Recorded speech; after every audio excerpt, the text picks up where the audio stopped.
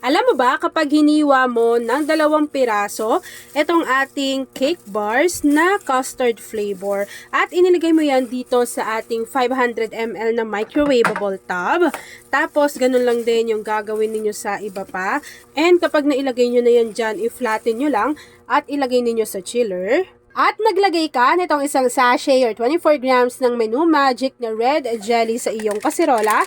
Siguraduhin mo lang na hindi pa nakabukas yung apoy sa inyong kalan. At sinundan mo ito ng 4 cups ng evaporated milk, 1 can or 380 grams ng condensed milk, half teaspoon ng vanilla essence or vanilla extract, at hinalo mo iyan at tinunaw mo ng maigi yung jelly powder sa iyong kaserola. Kapag natunaw mo na yung ating jelly powder at nag-combine na yung mga ingredients na inilagay mo dyan sa iyong kaserola, pwede mo nang buksan yung apoy sa iyong kalan over medium to low heat and then lulutuin mo lang to hanggang sa kumulo yung iyong mixture. Kapag naramdaman mo or medyo umiinit na yung mixture dyan sa iyong kaserola, maglalagay ka na dito ng 1 cup ng nata de coco.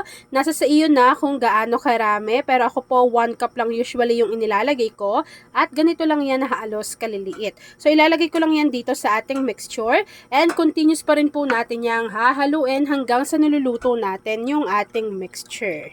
Ito, hindi talaga to binigay sa akin. Binili ko to sa sarili kong pera. Pero, gustong-gusto ko lagi itong sinishare sa inyo. Kasi, kapag naubusan ako ng gas, talagang dito yung takbuhan ko. Yung mga 11 kilos ko na gas. Ito talaga, kunwari walang kuryente, di ba? Kung induction cooker yung ginagamit mo. So, ito, pack na pack to. Tapos, isa lang yung gas niyan. Marami ka nang maluluto. And safe na safe din po si Gaslight. Kung ayaw ng white, napakaraming kulay na pagpipilian dyan. So, ako pangatlong kulay na to kasi yung dalawa, yung isa nandun sa isang kwarto. Tapos ito yung lagi kong ginagamit sa mga recipe video natin lately. So ito parang mag-iisang taon na rin to sa akin. Pero sobrang tagal ko nang gumagamit ng Gaslight. So kung gusto nyo rin yan, ilalagay ko yan dyan sa basket o kaya sa ating comment box section para makapagbili na kayo nito na talaga namang matutuwa kayo kasi magagamit nyo po iyan.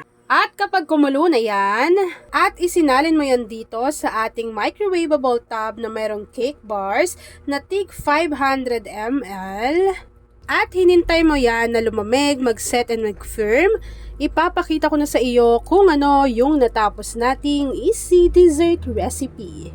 Kapag lumamig na nga yan, maglagay lang kayo ng grated cheese on top and then pwede nyo na po yang i-enjoy. At ayan na nga mga kakusina, tapos na po ang ating easy dessert recipe na Christmas Nata Jelly Dessert. Kung nagustuhan mo yung ating video, please like and share this video. At kung hindi ka pa nakakapag-subscribe sa aking YouTube channel na Kusina ni Angel, please click subscribe button.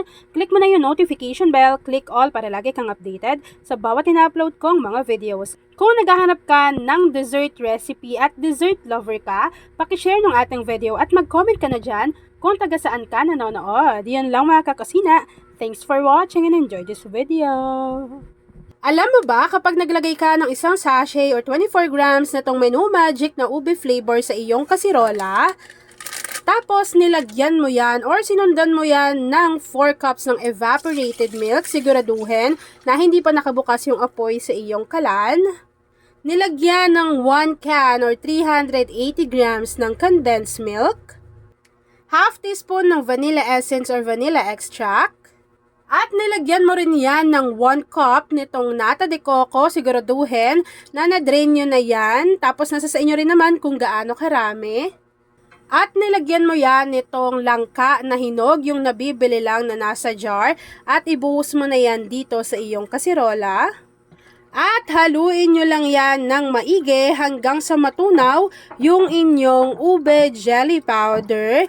And then, kapag natunaw nyo na po ng maigi yung inyong jelly powder at nag-combine na lahat ng ingredients dyan sa inyong kasirola, pwede nyo na pong buksan yung apoy sa inyong kalan at lulutuin lang po natin ito over medium to low heat hanggang sa makita natin na kumukulo na yung ating mixture. Kapag kumulo na yung ating mixture, i-ready nyo na yung inyong 500 ml na microwavable tub. At kapag nailagay nyo na nga yung inyong 500 ml, maglagay lang kayo ng niluto natin na ube langka mixture dito sa ating lagayan. Tapos, maglagay lang kayo dyan ng tigda 2 piraso nitong ating graham crackers. Kung paano natin inumpisahan ito, ganun lang din po yung gagawin ninyo hanggang sa ma-reach ninyo yung pinakaibabaw. And then, kapag nailagay nyo na yan dyan, meron tayo ditong hiniwa na ube halaya. Maglagay lang kayo kung gaano karami yung gusto ninyo. So, ako po ganyan ha, tapos hiniwa ko lang ng maliliit. Pwede nyo naman yung kayurin kung ayaw ninyo na hiwain yan ng mas maliliit. Kapag nailagay na natin yung ating ube halaya, maglagay lang tayo ng konti pang mixture dito sa ating lagayan. Tapos po, maglagay ulit tayo ng 2 piraso nitong ating graham crackers. Ayan, tapos ganun lang din yung gagawin ninyo hanggang sa maging ganito po yung kanyang itsura. After po nun, ipapakita ko na sa inyo kung ano yung natapos nating easy at bagong dessert recipe na pwede nyo na namang ipanghanda sa kahit anong klaseng okasyon o kaya naman pwede ninyong ipang negosyo. At kapag lumamig na nga yan, lagyan mo lang yan ng keso and then pwede mo na yang i-enjoy. At ayan na nga mga kakusina, tapos na naman po ang ating easy dessert recipe na ube langka graham dessert. Kung nagustuhan mo yung ating video, please like and share this video. At kung hindi ka pa nakapag-subscribe sa aking YouTube channel na Kusina ni Angel, please click subscribe button. Click mo na yung notification bell. Click all para lagi kang updated sa bawat ina-upload kong mga videos. Kaya naman kung isa ka sa dessert lover at ube at langka lover, i-share mo na yung ating video at mag-comment ka na rin sa ating comment box section ng Hi Ate Angel. Yun lang mga kakusina. Thanks for watching and enjoy this video.